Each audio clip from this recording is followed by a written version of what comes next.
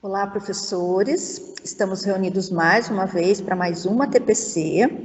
Hoje, uma TPC um pouco diferente, vocês já estão percebendo aqui pela visão que vocês estão tendo. Estamos reunidos a diretoria de Piracicaba e a diretoria de Campinas Leste, tá? E temos uma convidada muito especial hoje, que é a professora Eliane Fernandes Azari, da PUC Campinas.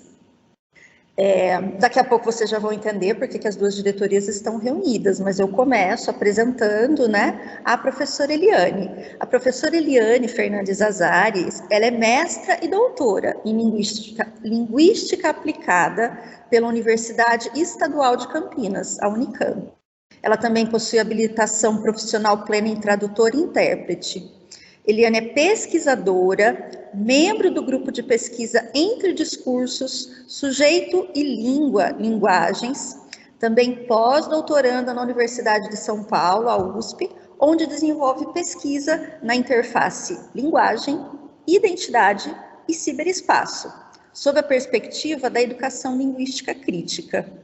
Ela é professora no curso de graduação Português e Inglês da PUC Campinas e também no programa de pós-graduação em Linguagens, Mídia e Arte na PUC Campinas.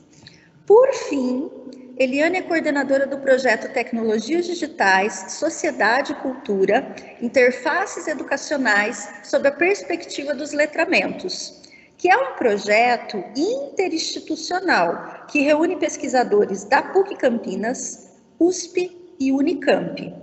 O projeto, ele começou em abril de 2020 e conta das diretorias de ensino de Piracicaba e Campinas Leste.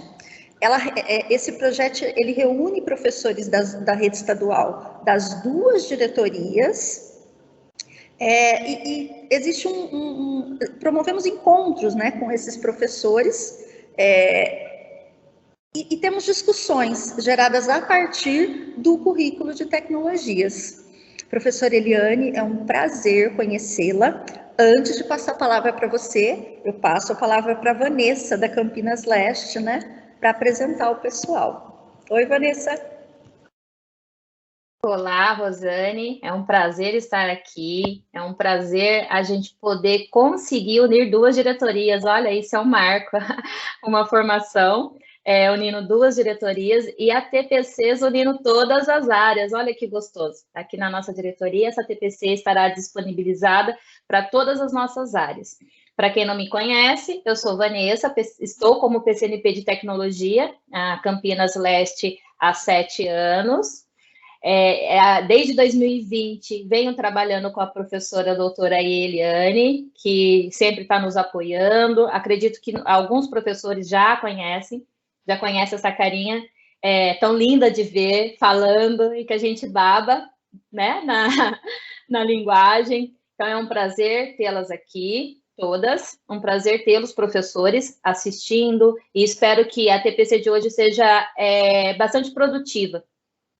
Vou apresentar os meus colegas, aliás, passo a palavra para as minhas colegas se apresentarem e que tenhamos uma excelente formação.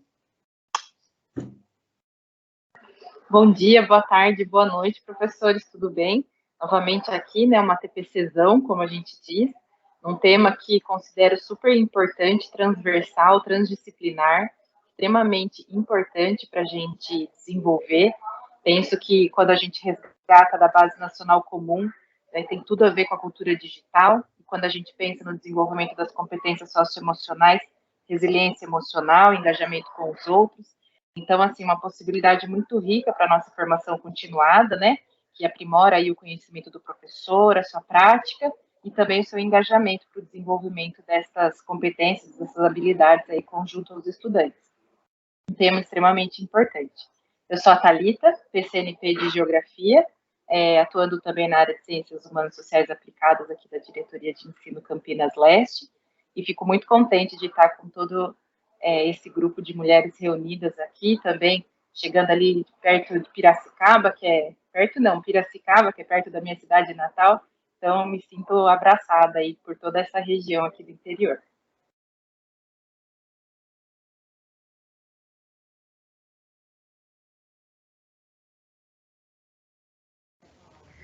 Oi, bom dia, tudo bem?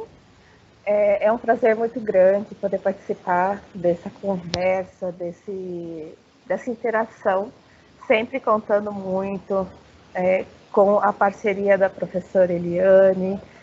Nós já temos um histórico grande de participações, ela nos ajuda muito em várias coisas dentro da diretoria Campinas Leste, então eu acredito que seja um crescimento, não só para os professores, mas também para nós. Muito obrigada, Eliane. Passo a palavra. Olá, professores. Meu nome é Yolanda, eu sou PCNP de Língua Portuguesa, responsável pelos anos finais, e com certeza será uma manhã, uma tarde, uma noite aí de muita aprendizagem. Estaremos juntos nessa reunião, mas ao mesmo tempo juntos, né? Seremos aí privilegiados com as nossas parceiras, a nossa convidada especial e os colegas também, que são aí parceiros, né, de trabalho, e que tudo isso aí que seja muito proveitoso para nós hoje, com certeza será. Um abraço. Olá, professores, eu sou a Mirna, PCNP de Matemática dos anos finais.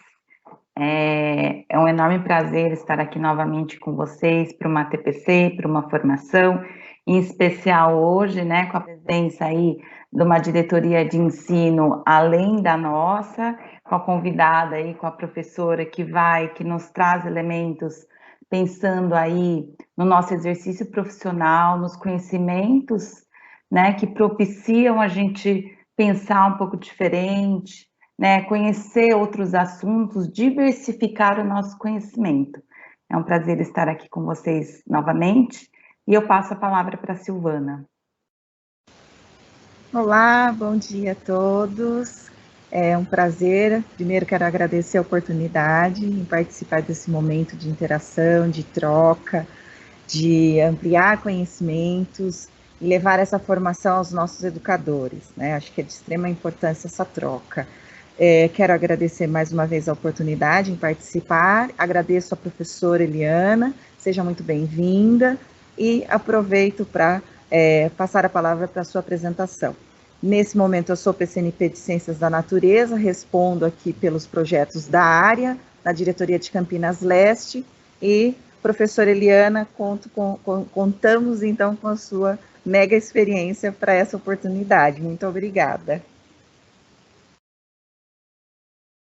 Bom dia, ou boa tarde, ou boa noite. Eu queria dizer que eu estou muito, muito contente, é um prazer enorme para mim conversar com vocês nessa manhã. Eu gosto de pensar muito freirianamente e achar sempre que a gente é ensinante, e nunca, e sempre que a gente como ensinante é sempre aprendente, e nunca ensinante só, né? Então eu acho que a gente está no momento aqui de aprender bastante, né? Para mim é sempre um momento de aprender. E também o meu lado bakhtiniana, que está sempre achando ótimo poder estabelecer diálogos, porque eu acho que sem dialogar, sem ouvir esse olhar que está aí através do outro, né, a gente não consegue se mover na vida, porque do lugar que a gente está, a nossa visão é sempre muito limitada, né? Eu não consigo enxergar além. Então é preciso o diálogo, é preciso estabelecer o diálogo para poder expandir as nossas percepções de mundo, né? Então, toda oportunidade de dialogar, para mim, é muito querida, é muito rica. Então, eu tenho certeza que eu vou sair daqui modificada hoje com as trocas de informação que nós vamos fazer. Então, para mim, isso é uma troca, um diálogo, e eu tenho certeza que eu vou sair daqui mais rica, mais modificada, como saímos sempre que estabelecemos diálogos, né? Como pessoa e como profissional. Eu queria agradecer muito a parceria, especialmente da Vanessa e da Rosane, que são amigas queridas e parceiras de trabalho e da vida, e com as quais eu tenho feito algumas coisas interessantes. A professora Rosane falou um pouquinho do projeto TDSC. Eu só queria reafirmar que desde fevereiro deste ano, de 2021, o projeto passou também a ser financiado por um auxílio pesquisa FAPESP, né? Então, eu preciso registrar isso.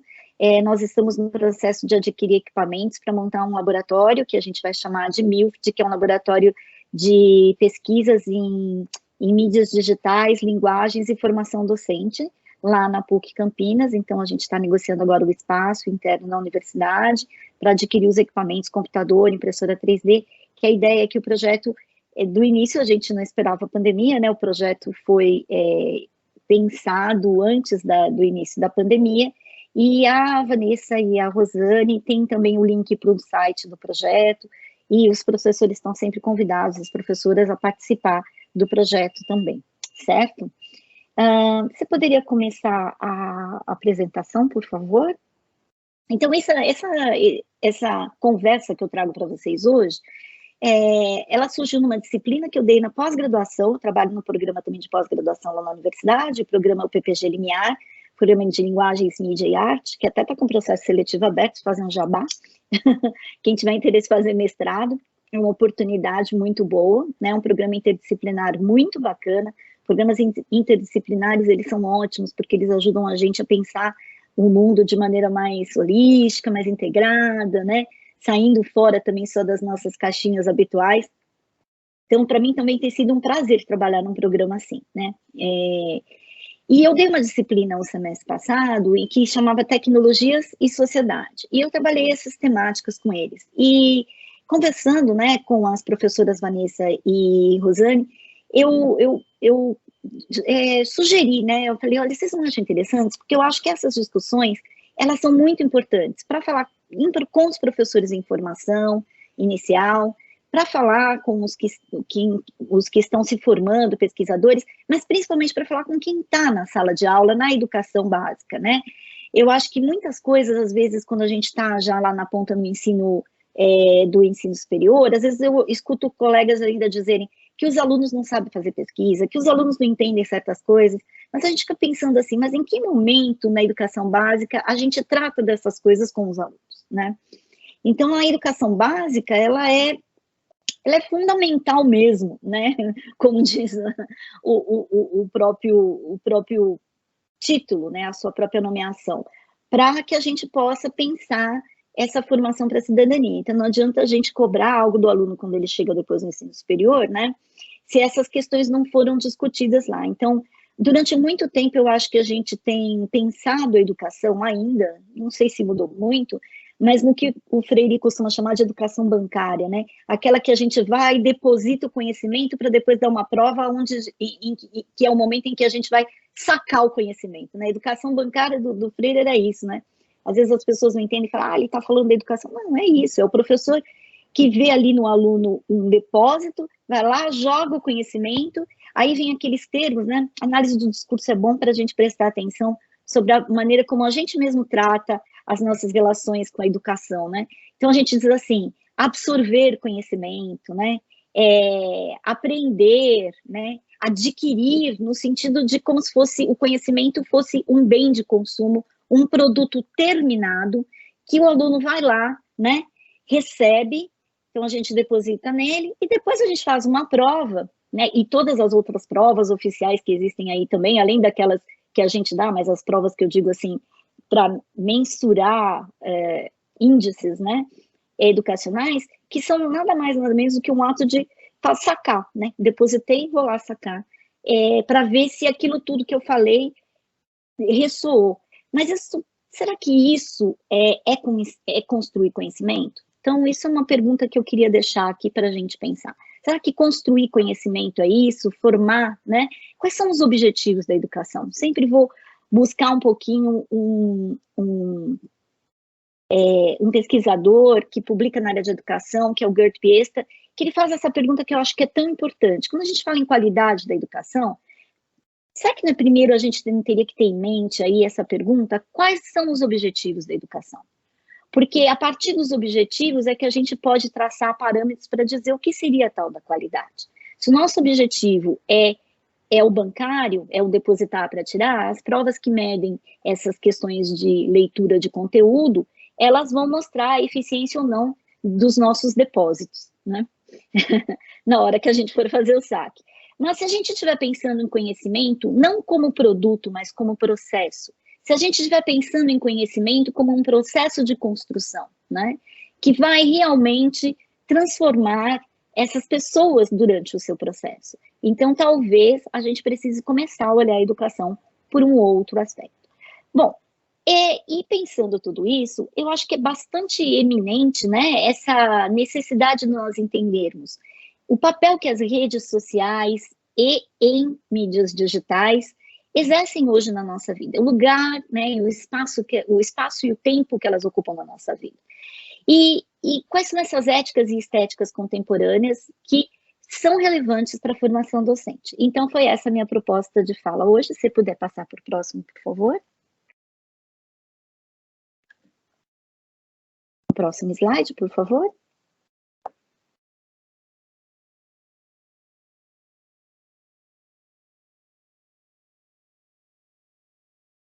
Mandou para vocês? Agora mudou. Bom, a Rosane fez uma apresentação minha, que é aquela do famoso Lattes, né?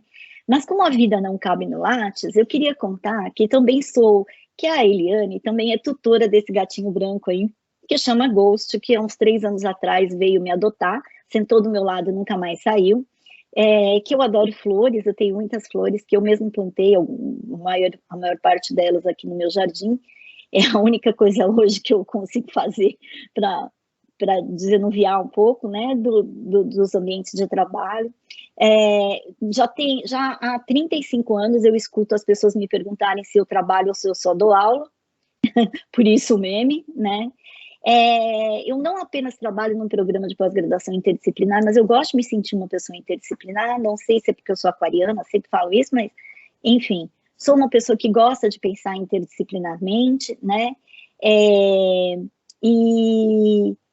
e como ela já falou, as outras partes ali vocês já conhecem. E eu botei essa figura assim de 1000 computadores e coisas, porque eu sempre fui uma pessoa muito interessada por tecnologia, o tal do estereótipo da aquariana. Mas o meu olhar para as tecnologias em relação aos processos educacionais tem crescido e amadurecido, ainda bem, eu gosto de pensar que isso é bom, né? Nos últimos 10 anos, quando eu comecei já a publicar e a falar sobre essa relação das tecnologias na educação, né, dos 10 anos para cá. Então, o próximo slide, por favor. Aí esqueci de dizer também que eu sou esposa do Eduardo e mãe do Ricardo, faltou ali. A gente fala do gato, esquece do marido do filho, depois a gente leva bronca. Bom, eu preparei para a gente conversar hoje uma pequena pauta, mas fiquem à vontade para trazer outros aspectos, para a gente dialogar, tá bem, meninas? Eu queria começar falando um pouquinho da pertinência dessa discussão, de porque eu achei interessante propor essa conversa hoje, mostrar um pouquinho essa perspectiva teórica que me orienta, que é a perspectiva dos letramentos. Aí a gente vai pensar um pouquinho numa questão de conceito, né? Redes sociais e mídias digitais, e vocês vão ver que eu não falo mídias sociais, e aí eu vou mostrar por quê, né? E aí entrar um pouquinho em alguns detalhes de éticas e estéticas contemporâneas que eu selecionei para falar hoje. Eu tinha mais uma que eu tinha posto aqui, mas eu resolvi tirar, que é essa trollagem do humor excludente. Se der tempo, ou em uma outra oportunidade, eu volto nela, porque eu achei que estava muita coisa hoje. Mas aí eu queria começar falando, então, depois sobre os algoritmos e a privacidade, e um termo que está em voga agora, que eu não sei se vocês já conhecem, que é o termo profilagem, filtros bolha, colapso contextual, eu não sei também se é um termo que vocês estão familiarizados, mas com certeza estão familiarizados com o que ele significa, síndrome da fadiga da informação, a cultura do cancelamento e algumas questões, brevemente, falar sobre questões de imagem de redes, positividade tóxica e dismorfia corporal. Percebam que cada um destes aspectos, eles poderiam dar, isoladamente, uma conversa muito longa, muito papo, por muito tempo. Eu não sei exatamente quanto tempo eu tenho para falar hoje, e eu sou bastante falante, como vocês já puderam ver. Então, vocês fiquem à vontade para me cortar, para dizer que o tempo acabou, né? E quem sabe, se for o caso, a gente marca outras conversas em outros momentos, tá bem? Para falar de alguns outros aspectos que vocês tenham interesse, vocês podem dizer, e aí depois eu me disponho a conversar sobre isso, se eu estiver apta a fazê-lo, certo? Então, no próximo slide, vamos lá para a pertinência dessa discussão, então. Bom, para falar um pouquinho da pertinência da discussão, eu quis trazer alguns dados para vocês, porque eu sei que a nossa sociedade adora o poder dos números, né? E eu sou de letras por um motivo, mas eu acho que os números, né? Eu leio os números como realmente textos que têm ali discursos importantes por detrás, muitas vezes que precisam ser bem entendidos, né? A gente não pode olhar o número como um poder absoluto, né? Então, assim, 80% das pessoas acreditam que isso é melhor, mas que pessoas, 80% de quanto, né? Eu acho que a gente tem que questionar sempre. Mas, como o número fala muito alto na nossa sociedade, na nossa organização social, eu faço parte, eu tenho o privilégio desde o ano passado de ter sido, assim, a honra, na verdade, não é um privilégio também, mas é uma honra de ter sido convidada para ser parte da equipe de especialistas que palpita numa pesquisa que chama TIC Educação, que é a pesquisa desenvolvida pelo CETIC, é assim, a CGI é o Comitê Gestor da Internet no Brasil, é esse CGI aqui que, se vocês olharem, eu vou pegar o meu mouse, mas não vai adiantar nada, é só para mim mesmo, porque não sou eu que estou apresentando, mas eu estou olhando aqui onde está escrito, pesquisa sobre o uso das tecnologias de informação e comunicação nas escolas brasileiras. Então, obrigada, Vanessa, você está vendo aqui um CGI.br. Esse CGI é o Comitê Gestor da Internet no Brasil. O NIC é o Núcleo da Internet, Núcleo de Informação e Comunicação, que é o núcleo do CGI, e dentro desse núcleo existe um setor, que é o setor da pesquisa TIC Educação, que faz essa pesquisa, que faz pesquisa sobre educação e tecnologias da informação e comunicação no Brasil. Então, é uma pesquisa que eu acho que já tem 10 anos ou mais, né, que ela vem sendo feita anualmente, e eles têm um grupo de especialistas, que são professores de diversas áreas do conhecimento e do saber, professores pesquisadores de universidades, tem também membros da sociedade civil, de organizações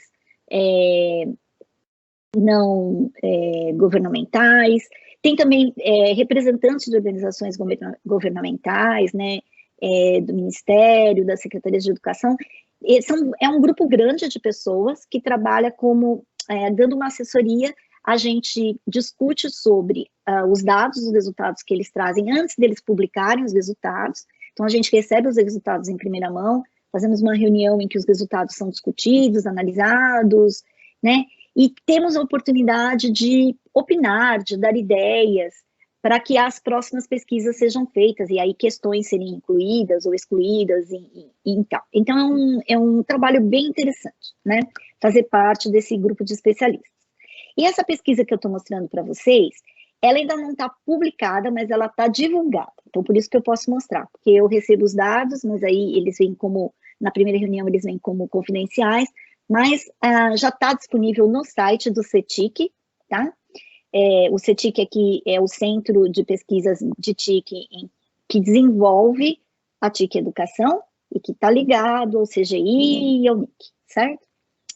Então, se vocês entrarem aqui nesse endereço que eu divulguei aqui, vocês vão encontrar essa pesquisa lá já apresentada no mesmo PowerPoint que eles apresentaram para a gente, acho que com pequenas modificações, mas eles todo ano, acho que o mês que vem já sai, uma publicação oficial, então com as análises, com os pareceres e tudo mais, e saem alguns artigos, inclusive tem um capítulo lá ele é um e-book, vai sair um capítulo que nós escrevemos, esse projeto que eu tenho em parceria com os professores Petrúcio Pinheiro, diretor associado do Instituto de Estudos da Linguagem da Unicamp, com a professora Valquíria Montemor, da Faculdade de Filosofia, Letras e Ciências, e uma das coordenadoras do Projeto Nacional de Letramentos da USP, né? E mais 2 colegas professores parceiros meus lá do programa de pós-graduação de Linguagem, Mídia e Arte da PUC Campinas. Então, nós escrevemos um artigo que vai sair junto nessa publicação agora de novembro. Aí vocês vão ter a pesquisa total, grande lá. Por enquanto que está disponível, quem quiser acessar, porque é bem interessante, tem dados muito interessantes para quem está na escola, porque a pesquisa é sobre a escola, Então, eu acho que quem está na escola tem que ler essas informações, porque senão fica assim, né? Vai na escola, faz a pesquisa, publica, e quem é da escola mesmo não tem esse retorno, né? Acho que essa volta é importante. E eu trouxe esses dados para justificar por que falar de redes sociais e de mídias digitais na educação do Brasil hoje. Bom, a gente já falava disso antes da pandemia, mas se vocês olharem os dados que estão aqui sobre percentual de escolas que adotaram ao menos uma atividade com o uso de tecnologia digital durante a pandemia, e os dados pré-pandemia, vocês vão ver que há uma disparidade enorme, né? Então, obviamente, a necessidade do ensino remoto nos fez buscar recursos que antes a gente falava como sendo possibilidades para a educação, como sendo oportunidades, né? Formas de pensar os nossos fazeres educacionais e as nossas pedagogias, práticas pedagógicas, mas que, a partir da pandemia, se tornaram mais do que essas possibilidades, se tornaram os meios, os caminhos a serem utilizados para poder acessar, de fato, de alguma forma e em alguma medida, os nossos alunos. Então, o número cresceu muito e hoje a gente tem, pensando aqui, essa foi uma pesquisa feita de maneira um pouquinho diferente, normalmente essa pesquisa teria sido feita com 13 mil escolas, para vocês terem uma ideia. E ela acabou sendo feita com 3 mil por causa da condição da pandemia, né? Então, o TIC Educação esse ano está bem diferente, porque ela está saindo em função do quadro da educação no Brasil, em função do Covid-19, né? Da Covid-19. Então, assim, eles entrevistaram dessa vez, ao invés de 13 mil, 3.678 escolas, sendo 2.009 urbanas e 1.669 rurais, né? E o resultado que eles trouxeram foi que, desse total de escolas, 87% adotaram ao menos uma atividade com uso de tecnologia durante a pandemia. E aqui a gente tem o quadro distribuído por escolas estaduais, municipais, particulares, em regiões urbanas e em regiões rurais. O período da coleta foi de setembro de 2020 a junho de 2021, e eles fizeram isso com o objetivo de entender a apropriação das tecnologias digitais nas escolas brasileiras, o ensino fundamental e médio, com enfoque para o uso desses recursos por alunos e professores para atividades de ensino e de aprendizagem. Então, é um dado, assim, bastante recente e bem significativo, porque tem uma boa amostragem, ainda que essa amostragem seja bem menor do que a pesquisa tem feito nos últimos anos, mas é por conta do que tinha realmente de disponibilidade da educação no momento, né? Então, eles falam com professores, eles falam com gestores, eles falam com alunos, pesquisa é bem ampla. Bom, então, pode ir para o próximo, por favor? Ainda nessa pesquisa, eu trouxe esse quadro, porque aqui a gente tem exatamente a relação com o uso de aplicativos e redes sociais durante a pandemia, que é o nosso tópico, né? Então, por que é pertinente a gente conversar sobre o que a gente vai conversar hoje? Olha só, se já não era pertinente antes, que eu acho que já era, mas se a gente tiver que dar uma justificativa numérica aqui, vamos pensar a realidade hoje do uso de aplicativos e redes sociais durante a pandemia, né? Isso implica que, eu peguei só essa questão que eles levantaram, que é posse de perfil ou página nesses ambientes. Então, se a escola tem perfil ou tem página nesses ambientes, né? Então, olha só, o número que a gente está trabalhando aqui é de 3.678 escolas de todo o Brasil, como vocês viram, né? Aí tem escolas estaduais, particulares, municipais, tudo. Então, o total de escolas, né, que tem hoje aplicativo ou usa redes sociais, então 91% criou grupos em aplicativos ou redes sociais. E 64% desse total possui perfil em página em redes sociais. Então, você veja que a escola está na rede social. Certo? Então, por aí, para mim, já justifica. Se já não justificava antes, porque eu acho que já era importante, agora está mais justificado ainda, né? A escola está na rede social. Então, a gente tem que entender, até numa perspectiva decolonial, para olhar para essa rede social e entender o que significa estar na rede social hoje. Porque tem muitas implicações por conta das coisas que a gente vai conversar, né? E aqui você tem divisão por capital interior, escola municipal, estadual e particular, e número de matrículas no período estudado. Então, esses dados podem ser vistos com mais atenção na fonte disponível aí no site do CETIC, certo? Eu gosto muito do trabalho da professora Raquel Recoeiro, que eu acho que ela é muito didática para ajudar a gente a entender uma coisa que, no meu ponto de vista, é problemático na nossa sociedade. Essa mania que as pessoas têm de dizer, o hábito que as pessoas têm de dizer, minhas mídias sociais, né? Desculpa. Então, por que mídias sociais, né? As pessoas estão assim, o que seria mídia social? Bom, a professora Recoeiro, ela nos dá uma explicação assim bastante clara, né, do que seria a rede social, o que seria site de rede social e o que são as plataformas digitais. Então, por isso, quando eu falo do assunto, eu gosto de adotar essa perspectiva que ela traz, que é pensar o seguinte: a gente tem redes sociais que podem acontecer em mídias digitais. Nesse sentido, essas redes que eu trouxe aqui nessa imagem, através dos seus ícones, elas são, na verdade, plataformas digitais, são mídias digitais, nas quais a gente cria redes sociais. Rede social, ela precede, né? Eu lembro quando a gente morava, eu sou de São Paulo, eu moro no interior faz tempo, mas eu sou de São Paulo, capital da Zona Leste. Na Zona Leste de São Paulo, onde eu nasci e cresci, é muito comum as pessoas colocarem cadeira nas portas, sentar e ficar conversando, aí um tocava o violão, pegava o violão, isso na rede social. Né? Então, se a gente for olhar aqui, eu vou recuperar o que diz a professora Recoeiro, a rede são as pessoas, instituições materiais, e o foco é nas relações entre esses diferentes atores e pessoas. Isso é estabelecer rede. Fiquei até nostálgica agora, nós fazíamos isso muito na época da minha bisavó, sentar na beira da calçada para assistir o movimento. Pois é, e eu lembro de eu ficar na varanda olhando, porque eu era menor, e aí era a galera dos vizinhos mais velhos, e aí minha mãe não me deixava descer, né? E meus irmãos são todos mais velhos do que eu e tal. E aí, quando chegou na minha vez de ser adolescente, as ruas já começavam a ficar muito perigosas, o pessoal já não sentava mais à porta, e esses hábitos foram sumindo, né? Sim. Mas rede social é isso, é um conceito que vem de um autor da década de 30, dos anos de 1930. Em 34, Moreno publicou uma teoria que ele chamava de sociometria, que era uma medição, uma forma de entender como é que funcionam os grupos sociais e as suas relações, né? Na década de 90, quando surge, então, a internet, o advento da web, né?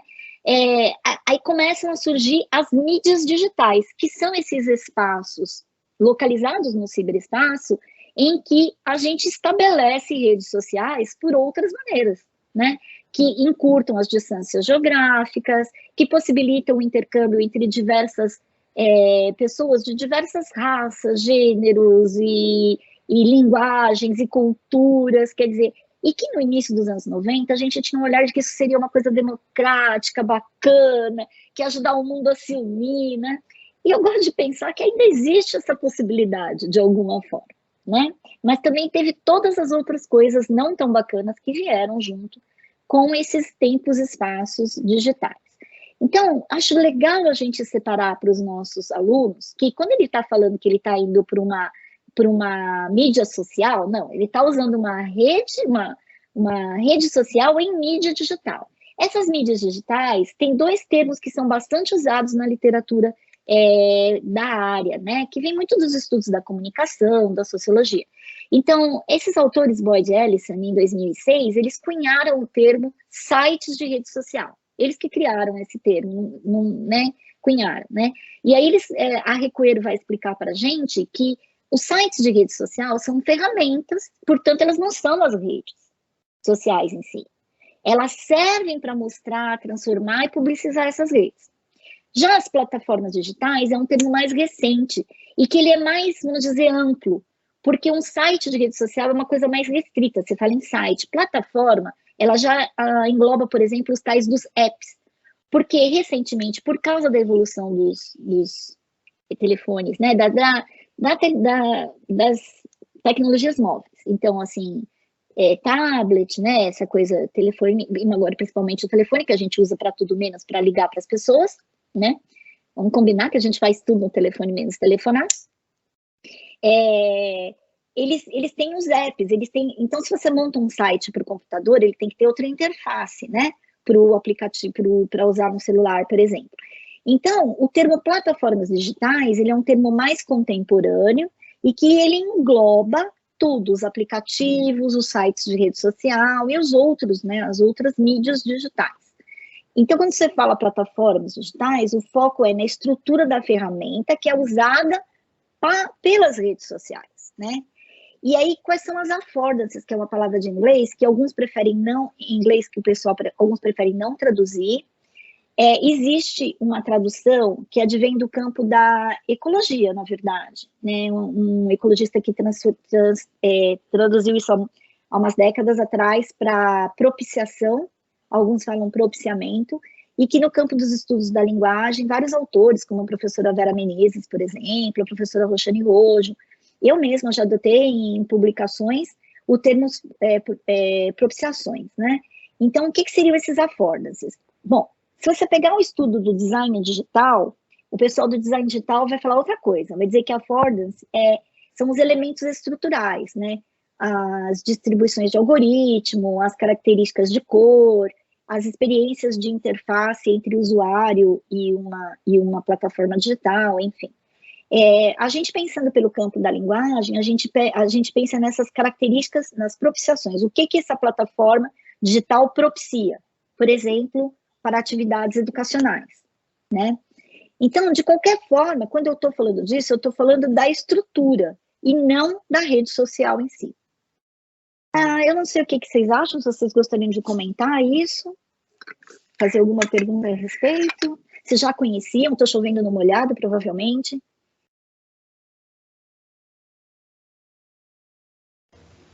Não, realmente para mim é muito novo essa questão, apesar de utilizar bastante as mídias digitais, ainda pensar nesses affordances, para mim o próprio termo para mim, é bem recente, assim, não conhecia.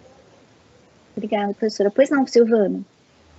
Acho que só aproveitando o que a Helen falou, eu me sinto assim, meio perdida às vezes, de tantos termos e tantos conceitos novos. Então, acho que essa angústia, tem muita coisa aqui que para mim também é novo, como a professora trouxe, né, termos contemporâneos.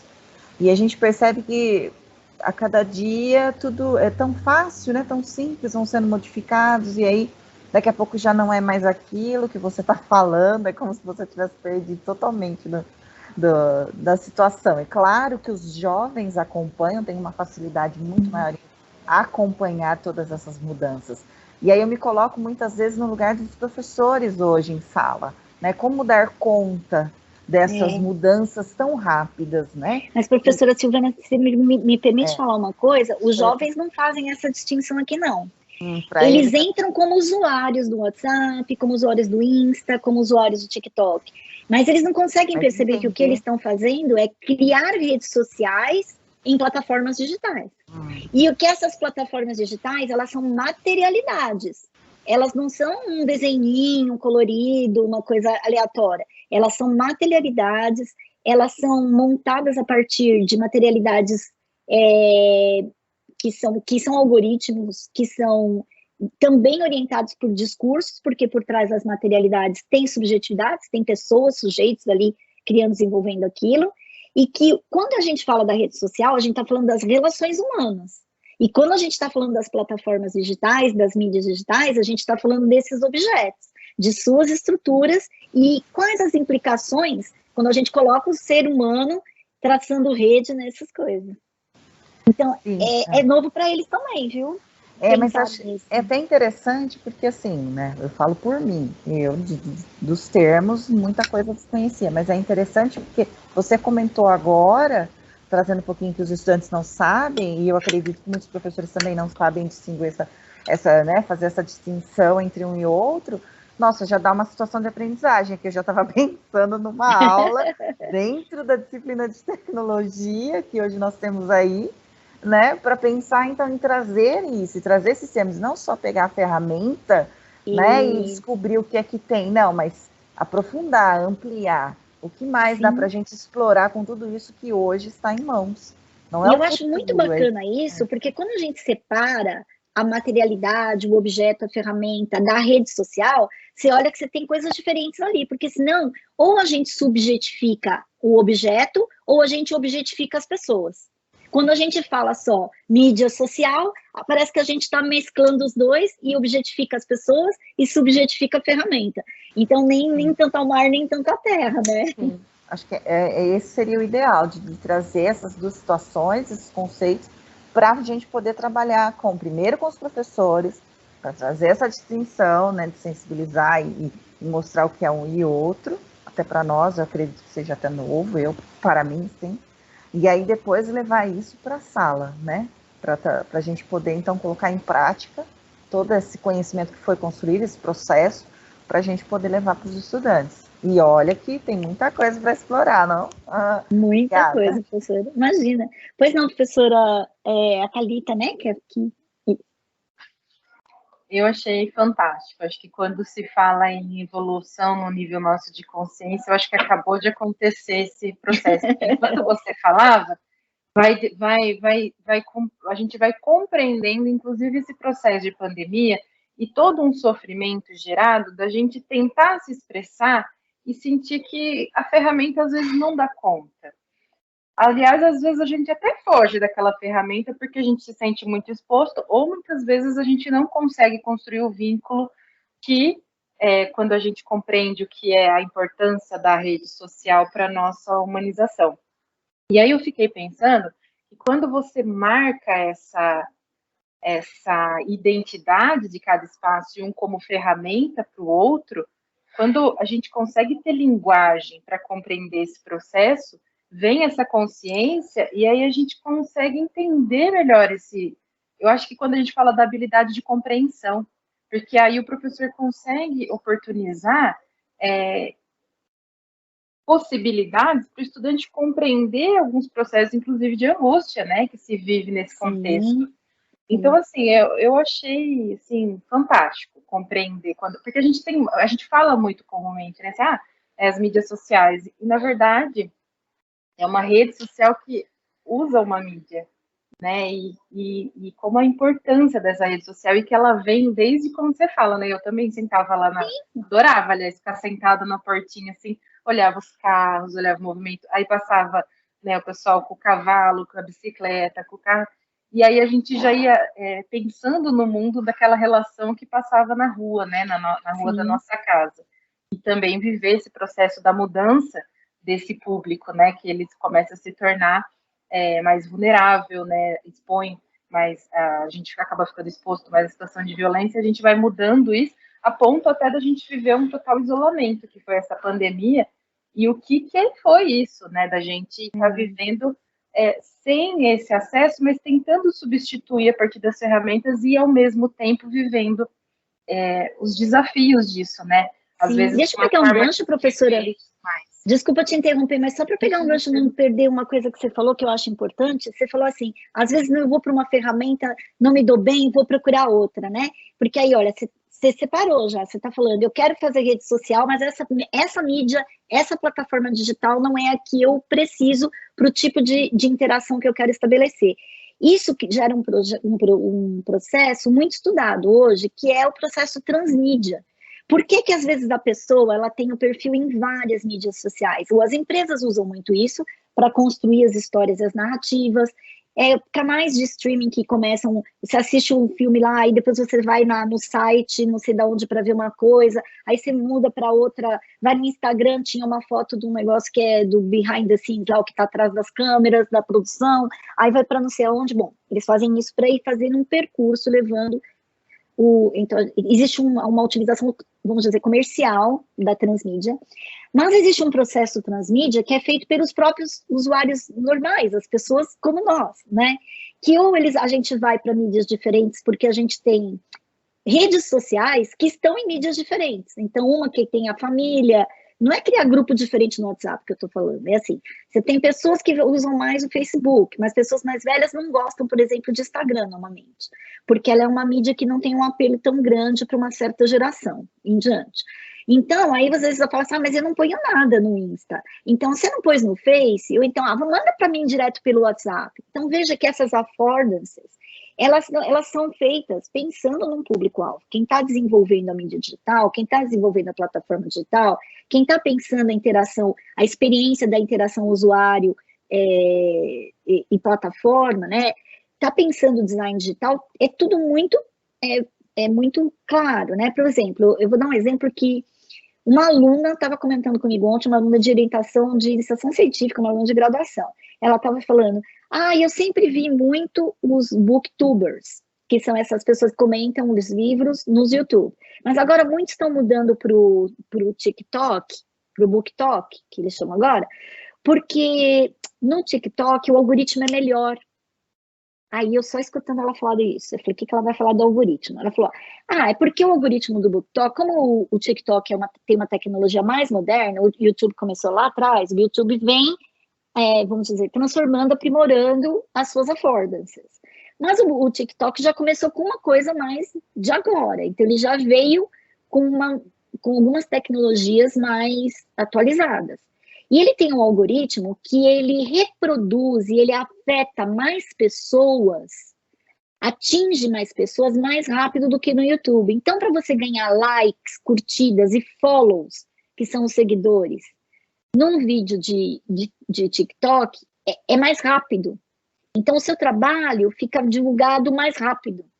Então, a moçada que está querendo mais follows, mais seguidores, né, está querendo mais apreciadores, ele vai buscar uma mídia digital, uma plataforma digital, que tem um algoritmo que faz essa reprodução mais rápida. Porque porque os algoritmos, eles vão fazer a questão da profilagem, que é o nosso próximo tópico.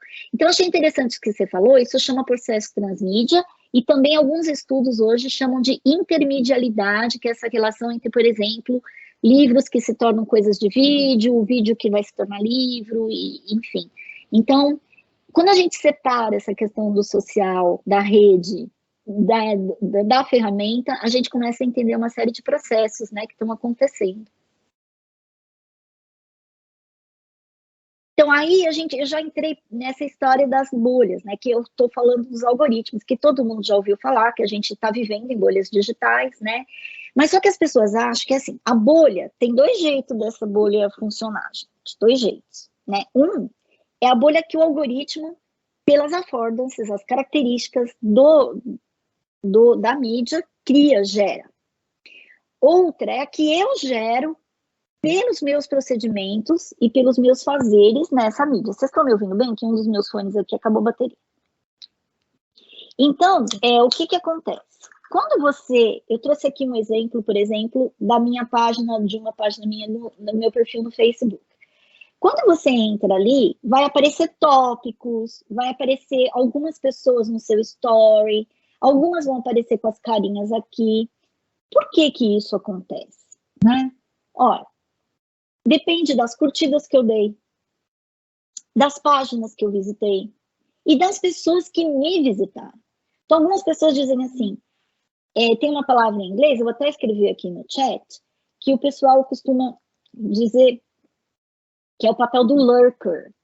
Vocês já ouviram falar disso? É a pessoa que tem um perfil em rede social, mas ele nunca comenta nada de ninguém, né? O seu perfil está lá, ele estabelece uma rede social, mas ele nunca comenta, nunca fica postando coisas, né? Não dá curtidas. O que ele faz? Ele fica só olhando a vida dos outros. É a tia da janela que ficava olhando atrás da cortina para ver o que o vizinho tinha fazendo. Agora ela fica na janela do Facebook da vida, né? Então, algumas pessoas tiram, por exemplo, os risquinhos no WhatsApp, para não aparecer que leu a mensagem, né?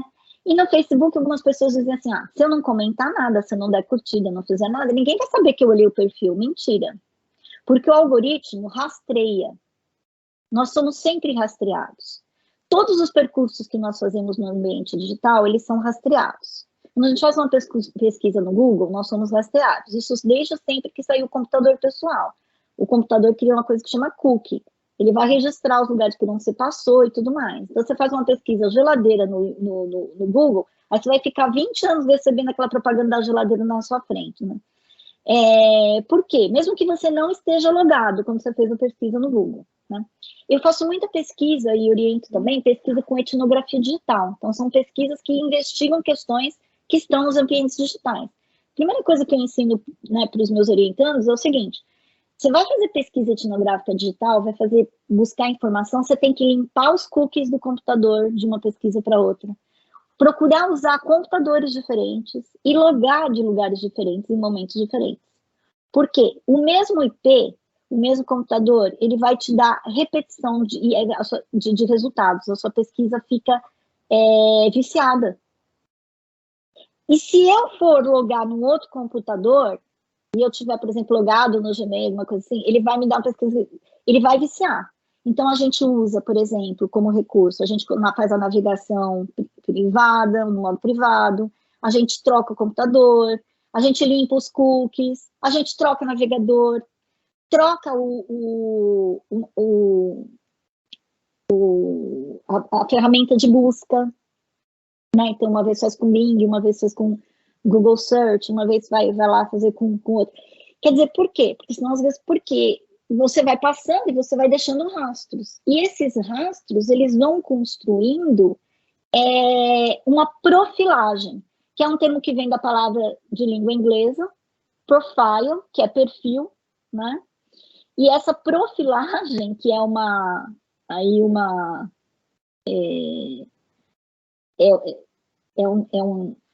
uma palavra estrangeira, um estrangeirismo que foi aí domesticado, né, e virou esse profilagem, é uma forma de acumular dados sobre as pessoas com base em seus gostos e hábitos. Quem dá essa definição é a professora Denise Beigelman, da Faculdade de Arquitetura da USP, que tem um livro muito legal, que é um livro sobre políticas da imagem, que acabou de ser lançado, que eu recomendo, porque ela é muito didática, bem legal de ler. Estou apaixonada por esse livro dela. E ela vai falar que é base em seus gostos e hábitos, né? Então vai criando uma profilagem. E aí o Facebook, ele vai mostrar muita coisa. Uma vez que você passou por cima e você bateu o dedo no celular e era aquela propaganda de um vestido, pronto, ele vai botar três colegas seus das suas redes sociais, assim, de postagem, e o resto do seu timeline é propaganda de vestido. Para o bem ou para o mal. Agora, gente, assim, vou proteger meus dados. Teve um vazamento de dados enorme agora, recente, né? Os nossos dados todos foram abertos, expostos. Isso foi antes desse apagão do Facebook, bem antes, começo desse ano, né? E os nossos dados estão expostos mesmo. Mas quando você vai a uma loja, você passa um cartão de crédito, eles fazem profilagem. Quando você dá o seu CPF para fazer alguma coisa, cria profilagem. Então, nós estamos na sociedade da profilagem mesmo, é como a gente vai lidar com isso, de que maneira a gente consegue ter um certo controle. Porque aqui essa questão do algoritmo é que, se você passar pela minha página, só passar pela minha página, você vai aparecer aqui para mim depois. Então, o lurker, que é aquela pessoa que achava que estava só olhando, não vou comentar nada, não vai acontecer nada, professora Silvana. Nós estamos reféns até um certo ponto. Eu não gosto muito de assumir essa posição de refém. Eu acho que a gente pode usar isso para divulgar coisas boas. Então, vamos fazer igual a moçada, que fala assim, eu vou sair do YouTube e vou para o BookTok, lá que vou conseguir mais seguidores, e vamos fazer coisas legais. Vamos fazer trabalhos bacanas com os alunos e vamos divulgar. Vamos transmitir conhecimento para a sociedade, vamos passar notícias boas, vamos falar coisas úteis, vamos construir. Por que a gente acha que o único... tem um ditado antigo que a minha mãe falava, que é assim, que os maus, eles se sobressaem quando os bons não fazem nada. A gente acha que a gente tem que... Então não vou mais participar de nada. Foi a mesma discussão quando foi o carro, então não vamos mais andar de carro, então não vamos mais comprar produto que está industrializado, não vamos pegar. Não vamos... Como que a gente faz? Né? Então, eu acho que é o uso consciente, é saber que isso acontece. Então, não é à toa que parecem algumas carinhas aqui, outras não. Não é só as que eu vou atrás, são as que vêm atrás de mim. Então, eu mesma também vou criando a minha bolha.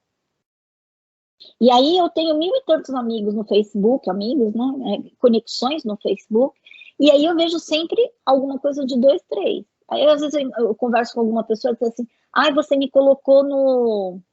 Vocês estão me ouvindo? Parece que eu congelei aqui. Estão ouvindo? Às vezes as pessoas assim, você me colocou no restritos. Eu não coloquei você no restrito, para que eu ia pôr você no restrito? Já deu até briga isso, não sei se vai acontecer com vocês, a pessoa achar que você pôs no restrito, não é, o algoritmo ele vai selecionando, porque ele faz a sua profilagem. Agora, com a nova lei de restrição de circulação de dados na internet, vocês devem ter visto que toda vez que você entra num site, ele apresenta para você que tem cookies, e aí a gente dava aquela famosa coisa de aceito, né? Porque se você quer usar o site, você quer ler a notícia, ou você aceita, ou você não lê. Só que quem lê as regras para aceitar? Eles põem lá, porque é obrigado a pôr, sempre foi. Vocês já leram alguma vez? Então, eu já fiz uns estudos de lei, já li estudos sobre a leitura. Muitos sites, eles chegam lá e aqui é um contrato. E tem uma parte que vai dizer assim, então os sites de mídia digital, as plataformas digitais, eles botam aquele contrato, e tem uma parte que diz assim, que se você quiser entrar em litígio com ele diz qual que é o fórum de você fazer aquele litígio, né? Às vezes o fórum é num lugar bem específico, numa cidadezinha X, na China, nos Estados Unidos, não sei aonde. Então, para você entrar em litígio com esse site, você tem que ter um advogado que entre com esse processo lá. Sabe quanto tempo e dinheiro que isso custaria? Então, isso é uma questão. Então, com a nova lei de proteção de dados na internet, agora eles têm que dar uma opção que você pode aceitar todos os cookies ou aceitar os cookies de maneira personalizada. Então, tem esse personalizado. Então, você clica no personalizado e você vai olhar que cookies eu aceito ou não. Quer dizer, o que eu vou deixar que ele me rastreie ou não. Isso também hoje é uma possibilidade, mas ele vai rastrear do mesmo jeito. Isso é o que o Fava Pernizet Júnior chamam de mercantilização da era do eu. Por quê? A era do eu é essa era que começou com a participação intensa dos sujeitos em redes sociais, em mídias digitais, e de colocar fotos de si, das suas atitudes, dos seus eventos, das suas participações, e daí, isso é um grande espaço para o mercado, né?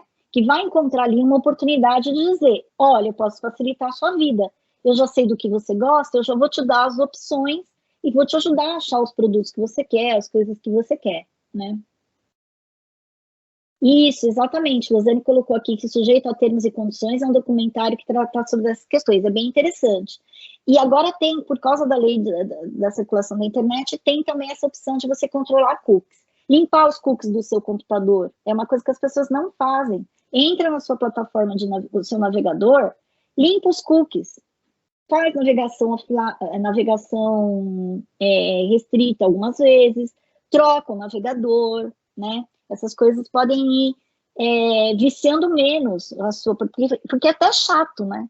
Começa a ficar chato, porque você começa a ter tanta... E, por exemplo, no Facebook você tem uma parte que você pode entrar e deletar você pode proibir dele registrar quando você clica lá e vai para por exemplo, você clicou lá, alguém colocou uma notícia, ele vai para um site de noticioso externo. O Facebook registra que você foi para esse site externo, mas tem dentro das configurações, tem um lugar que você pode marcar que você não quer que ele registre. Você pode selecionar quais propagandas ele está colocando ali para você, que publicidades e que publicidades você não quer que apareça. Você pode bloquear, né? Que dá trabalho fazer essas coisas. Mas a gente tem direito a essas ferramentas, né? Mas não quer dizer que ele vai deixar de fazer profilagem, ele vai. Porque nada de graça na vida, vocês já ouviram esse ditado? Bom, isso é uma coisa que vocês conhecem com certeza, mas talvez não saibam o nome. Acho interessante os jovens também, a escola também aprender essas coisas, né? Então, o que é colapso contextual? Essa pesquisadora chama Dana Boyd e ela usa o nome dela assim, ela não gosta de usar letra maiúscula, ela escreve propositalmente com letra minúscula. Ela fez um mestrado em 2008, depois ela desenvolveu uma tese sobre isso e ela cunhou o termo também, colapso contextual. Então, ela falou que um fenômeno que acontece quando a gente faz esses movimentos por diferentes mídias digitais, criando redes sociais em diferentes mídias, né? Esse movimento transmídia ou intermediático, né? Ela diz que a gente gera um colapso contextual e que é inevitável, né? Porque os contextos passam a ser borrados. Então, eu vou dar o exemplo de 2 tipos de... Ou os contextos ficam borrados, ou há apagamento de contextos e suas consequências. Então, primeiro o exemplo de contexto borrado. Eu trouxe essas imagens para a gente trabalhar aqui. Esse primeiro, ele é de um site que chama Terabytes de Sofrimento. Terabytes de Sofrimento, que é uma produção do Rafael, eu não consigo ler o nome dele aqui agora. Mas ele criou esses quadrinhos, né, para falar dessas relações socioemocionais com os espaços digitais, né? Então, a mulher aqui: compartilhei notícia falsa por engano e fingi que foi ironia depois. Meu tweet com erro de português entrou ao vivo no programa da Fátima. A outra: queria tirar selfie com as nuvens, mas a aeromoça mandou desligar o iPhone. Tomei um café e esqueci de tirar foto. Preciso de vidas no Candy Crush, mas tenho vergonha de pedir. E a última, vi um texto político do meu marido no Face e quero fugir de casa. Então, vou pegar esses 2 aqui para falar do colapso contextual, né? Um homem de terno, todo sério, né? Parece ali um empresário, né? Um senhor trabalhador, bem posicionado na vida, joga Candy Crush. Quem nunca? Na vida jogou um farm, não sei o quê, tarará, né? Preciso de vidas, mas tenho vergonha de pedir. Colapso contextual. Porque é o contexto do homem de negócio, sério, pai de família, pessoa responsável, não sei o que lá, que mexe com esse, que entra em relação com esse outro contexto. Então, aqui a gente está falando de questões identitárias. Porque nós não somos pessoas nós não somos pessoas monofacetárias, né? Monolíticas, com um lado só, paradas e não evoluídas. Nós somos pessoas multifacetadas, né? E multifacetárias. Então, as nossas identidades, elas são complexas, elas estão sempre em construção, né? E nós temos diferentes formas de nos representar identitariamente. Então, o que vão pensar de mim se eu pedir, né? Que vergonha, o Candy Crush. Quer dizer, para alguns amigos eu posso pedir, para outros não. Por quê? Porque existe um colapso contextual. De repente, eu não quero que as pessoas do meu trabalho me vejam dessa forma. Talvez elas não vão me achar não vão me ter como uma pessoa tão séria. Outro dia eu estava vendo um aluno que faz umas postagens, ele faz parte da minha rede social no Facebook, e ele faz umas postagens, assim, bastante... Ele é adulto, mas é bem jovem, e ele faz umas postagens bem sexualizadas, assim, dele. E dali a pouco aparece assim: dou aula, não sei o quê, quanto que eu cobro. Então veja que faz um colapso contextual ali. Porque eu fico pensando, a mãe de um garoto olhar aquela postagem, o garoto fala assim: mãe, eu quero fazer aula com ele porque ele é um bom professor, mas aí se ela olhar para baixo, ele põe quer dizer, eu não tô aqui questionando, nem julgando, nem dizendo nada da postagem dele, eu só estou dizendo que tem um colapso contextual. Então, muitas vezes, o que as pessoas criam são perfis diferentes, em mídias digitais diferentes, para postar coisas diferentes, né? Para pegar públicos diferentes, que é o que a gente estava falando agora há pouco, né? Essa do vi um texto político do meu marido no Face, quero fugir de casa, gente, as últimas eleições, esses últimos anos, o que deu de briga de família, e aí um dos memes que mais circulava era aquela história, né? Brigo com a família, mas não mudo minha posição política, então corto do Face, corto do grupo, saio do grupo do WhatsApp, mas não sei o que lá. Então, por quê?